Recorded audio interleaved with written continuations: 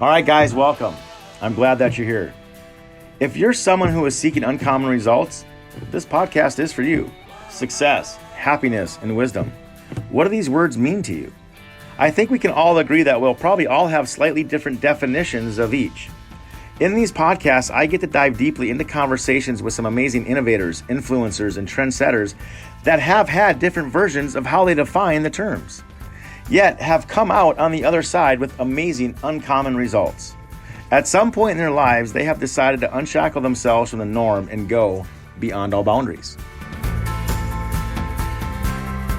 Well, welcome everybody again to Beyond All Boundaries, and looking forward to having this conversation. It's the new year, it's 2021, and I'm sure there's a lot of, resolutions or things that people are wanting to do to change and make strides and to better themselves. And man, I'm really excited about it. I think there's no one better on this call today, Ron Phillips, to talk about leadership, entrepreneurship, and his business and things that he's been able to do throughout his career.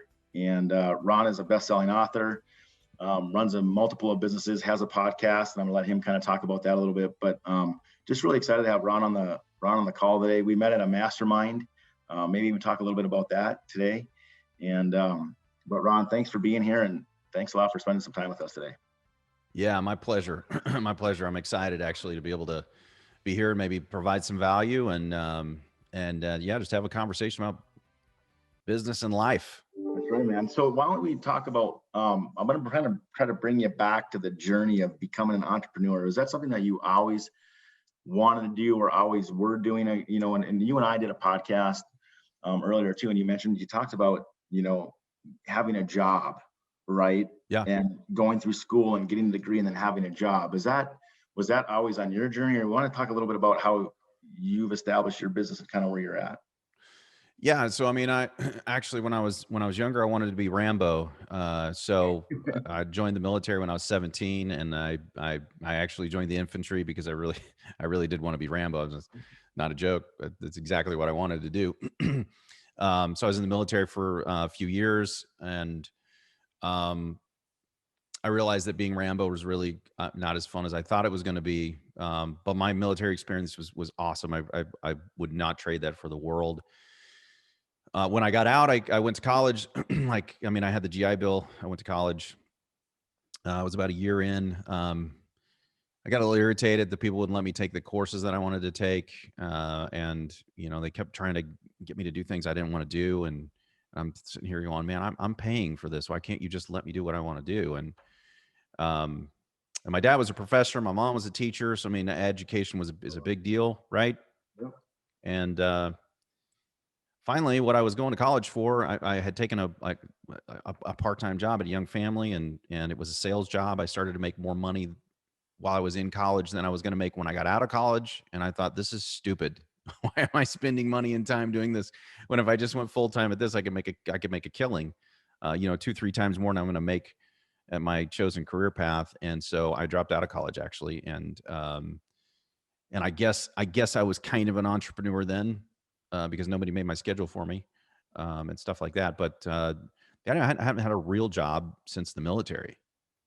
So when you dropped out of college, what were you doing? I mean, did you? I wanted to be a high school math teacher and a wrestling coach. Okay. Yeah, yeah. I have my favorite teacher ever was Coach Mills. He was a math teacher in high school, and I loved Coach Mills, even though he was a basketball coach and not a wrestling coach. But I was a wrestler. I loved wrestling too. So that's what I wanted to do, man. And I realized I was going to make almost nothing doing that, and so I just decided I didn't really want to do that. So then when you dropped out of school, what did you decide to do? What occupation or what business were you creating in your head at that time? I really wasn't creating a business. I just knew that the sales thing was making a lot of money, and I was good at it. And interestingly enough, I was selling insurance at the time, and it was my first sales job.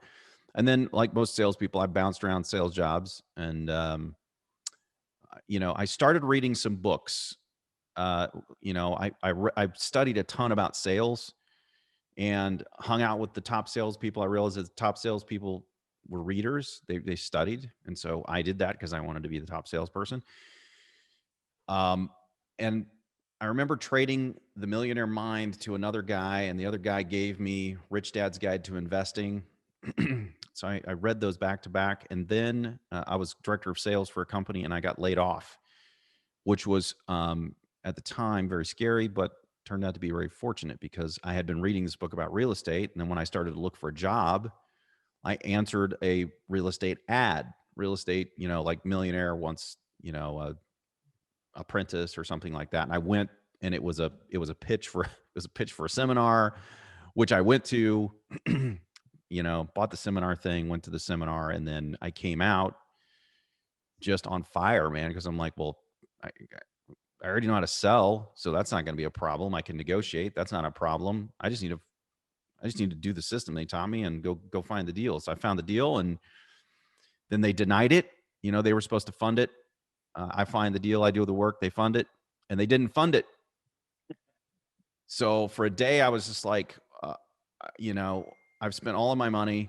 I don't, now I have this deal that I can't do because I don't have any money. And, for a little bit, I was really depressed that this didn't work.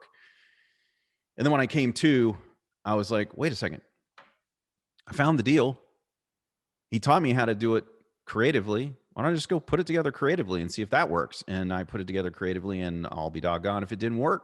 I made just under $20,000 on my first wholesale deal. And I mean, I just never looked back. I was like, this thing's better than the sales gig I had. This is great. So is that kind of what you were doing, is more wholesaling on the real estate side? So when I first started, I did wholesale. I did one wholesale deal, and then I went and took another seminar about rehab, because I thought, man, if I had to rehab this thing, I'd have made a lot more money. And then my brother and I, we rehabbed houses for a few years in Kansas City, and then, I got thrown another curveball, which happens in life, right?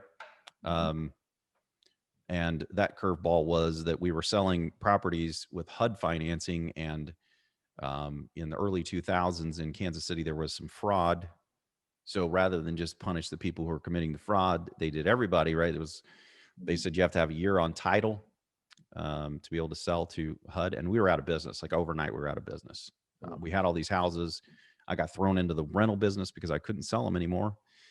And, that led me down the path that I'm currently on, where, I help people buy rental properties, and I own rental properties, and it's actually much better. It's a much better business. And so it seems like every time a door shut, another one opened, and the next one was better than the previous one. And so, you just got to, I guess that's one of those things, right? You just got to keep walking through the doors. You can't get hit in the face and then turn around. And I think one point, what I think is really cool is that, I have this phrase in my mind, adapt to change, right? Like there was things that were thrown at you, but you were able to adapt, assess, and then redirect. Versus, and I think that's huge, right? With as running businesses and being business owners, right? Like there's often times where that can paralyze people. Yeah. And the ability to adapt and look at, okay, how can we turn this into a positive, right? Because with outcomes, there's always a negative or a positive, and whichever way you're going to take that can really have an impact on what's going to happen, right? And your ability to do that. I mean, just listening to your story right now, I was like, one curveball or one slam door shut at it after another, and the ability to recognize that and to navigate that, to turn it into a positive, man, that's amazing. So tell me a little bit about that mindset of maybe if you can think back to some of those things that were going on through your mind when those things were happening to you. Well, I think it goes all the way back. Like in high school, my sport was wrestling, and it's you and another guy. That's it. There's nobody to help you. You either win or you lose, and you either win or lose by using all of your strength, but also all of your talent. And if you lose, well, then next week you got to go do it again. And so you better go back and figure out what you did wrong and come back the next week, because you don't have you have a team, but it's not a team sport, right? You're out there and it's you and this other guy and God and the fans, and that's it, right? That's all you got. And then when I went into the military, it was kind of the same thing. It's either if something happens and it didn't happen the way you thought it was going to happen, you get thrown a curveball. Well, it's life or death now. This isn't like make believe. You either adapt and figure out another way, or you're going to die. That's the way that works in the military. Now, I didn't see combat, so for me, it wasn't actually ever life and death, but that's what we trained, right? And so when I got out, that's just kind of normal behavior. And I realize that's not normal now, but I didn't realize it then. And in addition to that, man, I had a young family. What else was I supposed to do? If that deal didn't work out, I had no money. I mean, I was up against it. And I think sometimes being up against it, I mean, you're right. You only have two choices: either come out swinging, or curl up in the fetal position. One of the two, right? There's really not a whole lot in between. So, we talked a little bit about too, and share with the listeners too. You're really involved in a mastermind, but more of a leadership program too. Have you always had that like mindset of like helping coaching people as around like mindset shifting and all that type of stuff too as well? I mean, is that something that how did you get into that too? Because we were talking about, for our listeners, Ron is a mentor for many successful business owners in a leadership boardroom type atmosphere. And so I think that's really interesting to share with them as well. That just kind of some of the mindset shifting and things that you help people walk through. So one of the things that I'll answer your question. I'm gonna kind of roundabout answer it, because I think it's really important. People seem to only want to talk about the positive things and the things that go really well. I've been in business for over a couple of decades now, and things haven't always gone well. You've heard about some of the things that where doors got slammed, and it wasn't just an easy, okay, I just fixed it and now I moved on down the road. That's not the way it works, right? It was, some of these were hell on wheels for a while, and they're really, really challenging. Um, but and I think for my whole career being a business owner, you're either a leader or you don't really have a very good business, because nobody wants to be managed. People want to be led. And so I didn't realize, and then just all of a sudden go, what, I'm a great leader, so I'm going to go teach people and other people how to be leaders. I was a part of that mastermind for probably 4 years, the whole time saying that I wanted to do that before I ever did it. And the reason I didn't do it was because I was scared of failure.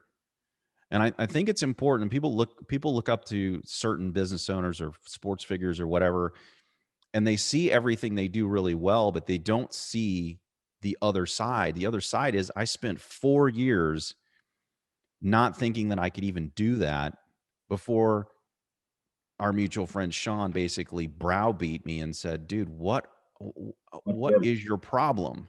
Right? Yeah. What is your problem? You can do this. You do it in every one of these meetings. Everybody wants to hear what you have to say. Why don't you just do this? You need to do this. And so I did it, and I love it. I absolutely love it. But it took me 4 years, John, to get over my mental crap that I have, right?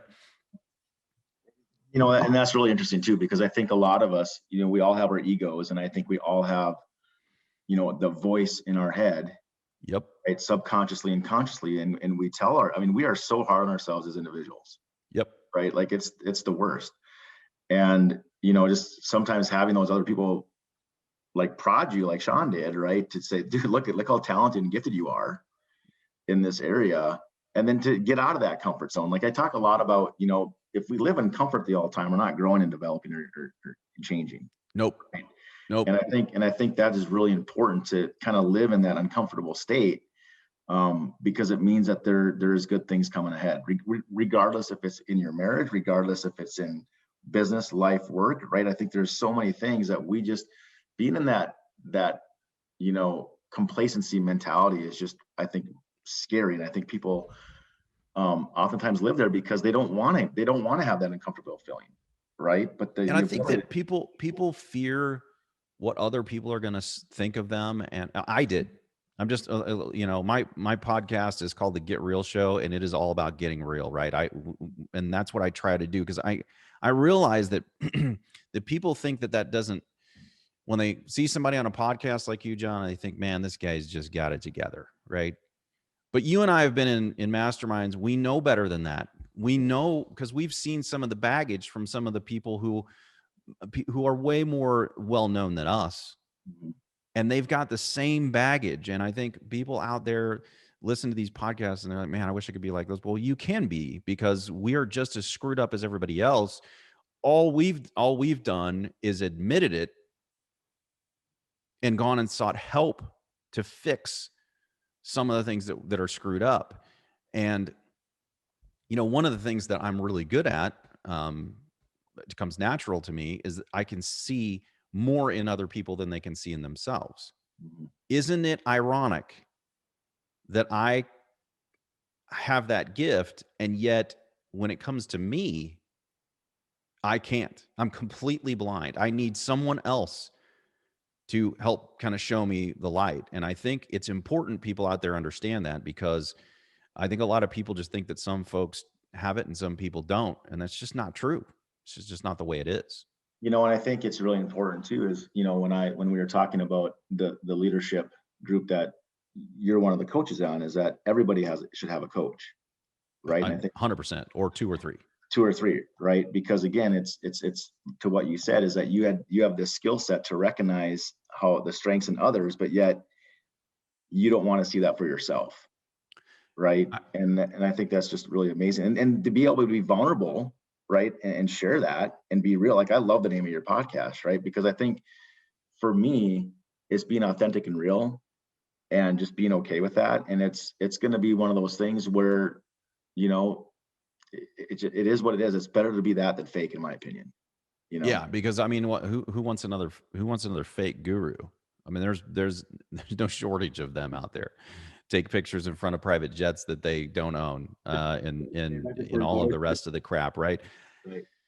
I think that there was a Facebook post by probably another one of our mutual friends, Eric Brewer, the other day. He posts a lot about his son, which I think is cool. His son is a really talented athlete. But the coolest thing that he's ever posted about his son, I think, is the other day he posted him doing his practice in the morning, Mhm. shot after shot after shot after shot. He had this contraption. I didn't even know this existed, right? But there's this thing that goes under the hoop and Yeah. throws you the ball back so that you can get more reps in. And he's just, boom, and then after, because he hit so many in a row, it looked like the kid never missed. And then he cuts to another video of his misses, right? And it's this kid just putting in work, putting in work. And I don't know why it is, but our natural self wants to just see the end result Mhm. and go, man, that kid's talented. No, the kid put in Oh, thousands and thousands and thousands of reps. That's why, right? I mean, yeah, I'm sure he's talented, but he put in a ton of work too. And as entrepreneurs, we look at people and we go, man, they got this awesome business. Yeah, well, they put in the reps. yeah. They showed up and they did the hard work, and they did it for a long time. And maybe now it's easier for them, but I guarantee you it wasn't in the beginning. I guarantee it. What would you say has been like one of the biggest, and I know this is kind of like a cliche question, but I really like to ask it because I mean it in such an authentic way, because I think it's really important for the listeners, of people that listen to you and on this podcast, is, what have you learned throughout your journey? What would be the one or two things that you would, speak wisdom into everybody about, things that to maybe be aware of, because you are major successful, right? I mean, you've had your journey, but you've done some amazing things. But as your journey and things that you've walked through, what would be a couple things of insight, and there may be more, right, than just one or two, but what would you, to speak some wisdom into some people that are thinking about going into entrepreneurship or starting their own business? What would be some things that you would share with them? Um, it's probably whatever you think it's going to be. It's probably 5 to 10 times harder than you think it's going to be. It's probably going to take you longer than you think it's going to take. Um, and it's going to take, I think the most important asset that people have is people. It's their network. It's the people who work inside your company.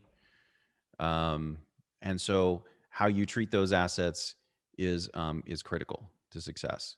And I think a lot of people who become entrepreneurs, they do it first. They do everything themselves, and so they think they can do everything better than everybody else.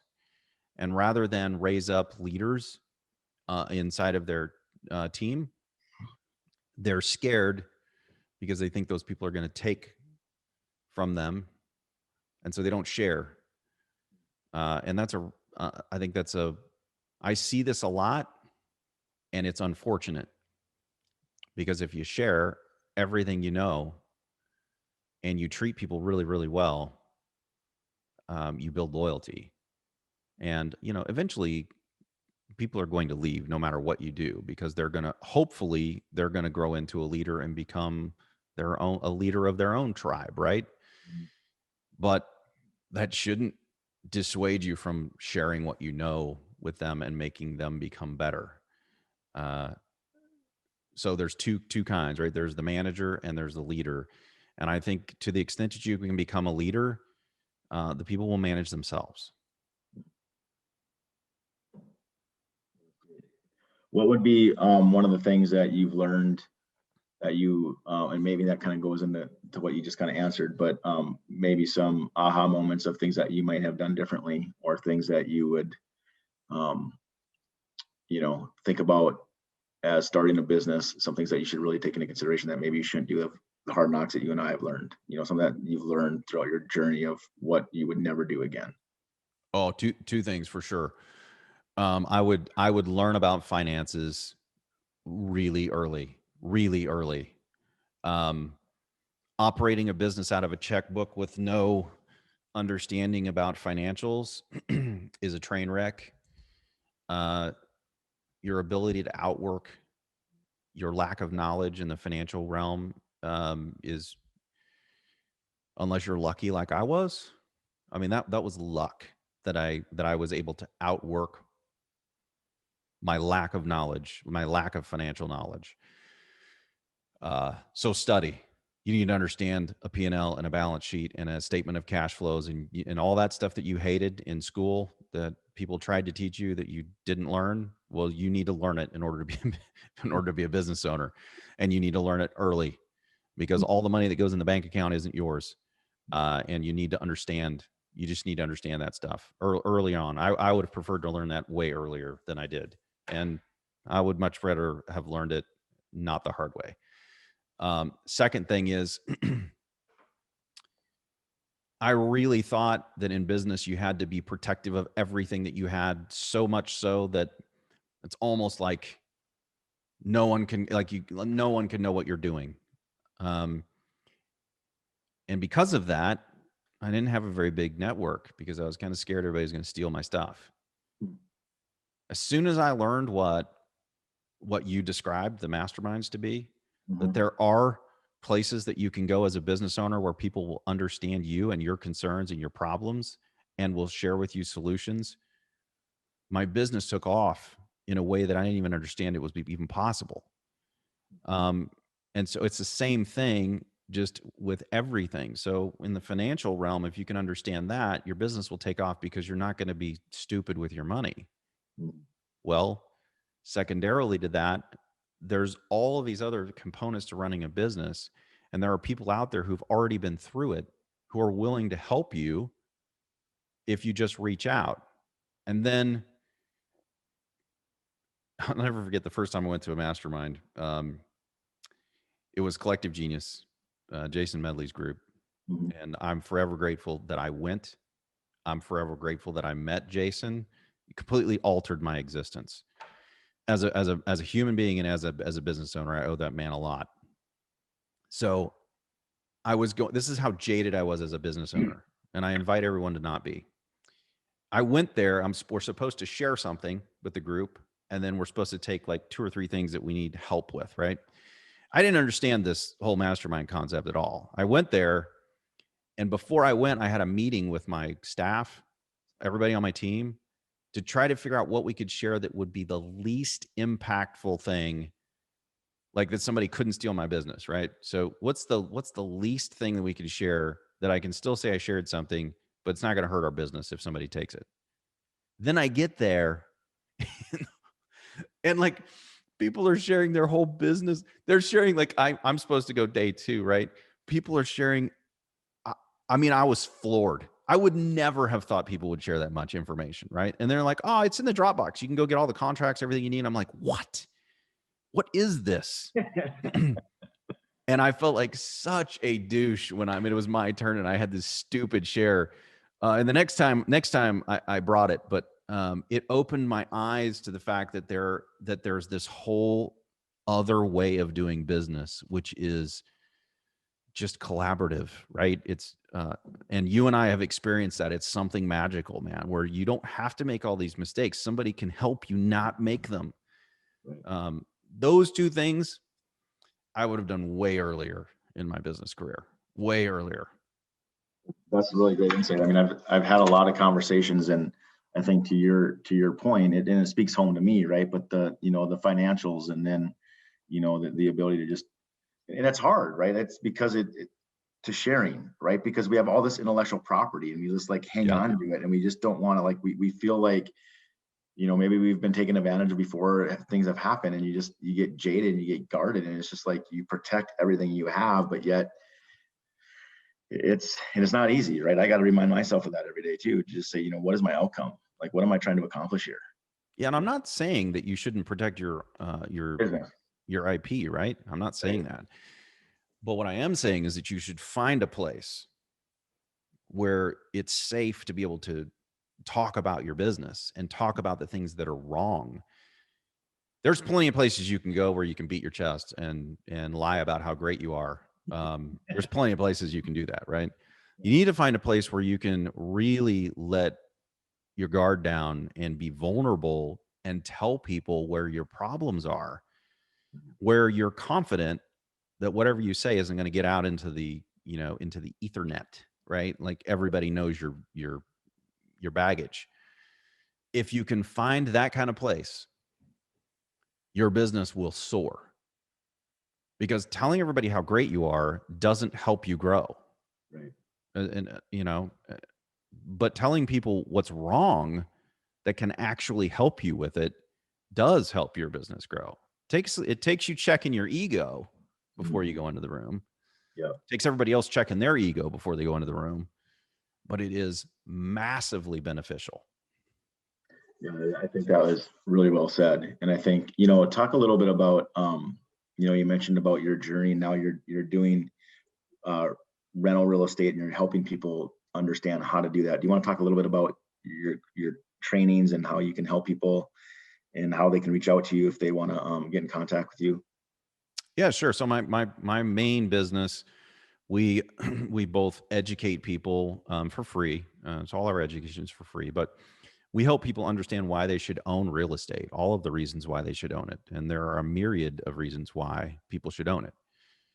And then we help make it really, really simple. What I learned when I got forced into the rental business is that if you do it all yourself, it's a horrible game. It's just, nobody wants to be a landlord, right? And you've heard all the war stories and everything like that. And those are all real. But what I learned was that there are professionals that manage these things, and that, if I could go out and put all the pieces together, there's a whole lot of people out there who would love to do it. They just don't know how, and they don't have the network that I have. And so what we do very simply is we plug people into the same network that I have, and we have available inventory that they can just buy. And then, we have we have the lenders, we have the 1031 accommodators, we have the IRA custodians, we have the property managers, and all of the people that you need to be able to run this, all the teams that you need. And we operate in 10 states right now. And so we have inventory people can just buy if they have money they want to invest, and we can help them understand how to do that. And then in addition to that, more holistically, we have people that we can help introduce them to for tax planning and for, all the things we were talking about on my podcast, right? Is this distribution planning and tax, legal advice, all of these other associated things that you need to be able to run a successful rental business, because it's a business, right? That's what we do. Cool thing is we don't charge for any of that because we're a real estate brokerage and we get paid by the seller. So we've come up with this creative way that we can help our clients and still not charge our clients. And our clients love it. We've helped thousands and thousands of people buy, hundreds of millions of dollars worth of real estate and increase their cash flow and reduce their taxes and all the other things we were kind of talking about on my podcast. Right. And so that's what we do. In addition, I run some syndications and I do the leadership boardroom thing. And is RP Capital one of the syndications? No, RP Capital is just my business, right? It's just but I have RP Capital Management, and that's kind of my management arm for the syndications. And then each syndication is unique. So we'll buy an apartment building and I'll syndicate it. I'll get investors in that particular building, and then we'll do another one. So they all kind of stand alone. Just finished raising on one of them. We'll close it in 2 weeks. Yeah. Well, I love your apartment. I love your model though of how you're really, you're getting paid on one side of it, but again, it's value add to what you've talked about this entire podcast. In my opinion, Ron, is like sharing the network of people that you have, so they're going to become successful, and it's it's blessed you as well. Like it's helped launch your career in your company. Yeah, I mean, selfishly, people continue to come back and buy from us, right? Because we have all of this stuff for them, which makes me more money, but makes them money as well. And conversely, it makes all of our sellers money. And we support a lot of different businesses because there's the lenders and there's the title companies and all the people who are involved in a real estate transaction. Well, we do hundreds of those a year, and so all of these other businesses, they all also benefit from this. And then the communities benefit from this. We have really nice housing that we provide for people. So all in all, a lot of people win in this scenario. And incidentally, nobody loses, which is fantastic. It's like it's Monopoly, except for you don't have to bankrupt everybody to win, right? You can actually help everybody else win too. You can tell all your friends about it and everybody can win the game of Monopoly in real life. Nobody has to go bankrupt. It's fantastic. That's awesome. What states are you in? Oh man, I'll miss some. But Midwest, Midwest, South, and then the Carolinas, almost entirely. And then we move around, right? So if you asked me that back in 2010, 11, and 12, 13, 14, we were kind of out west. We were in Boise and we were in, Phoenix. We were down in Florida buying up really cheap stuff because the market had crashed.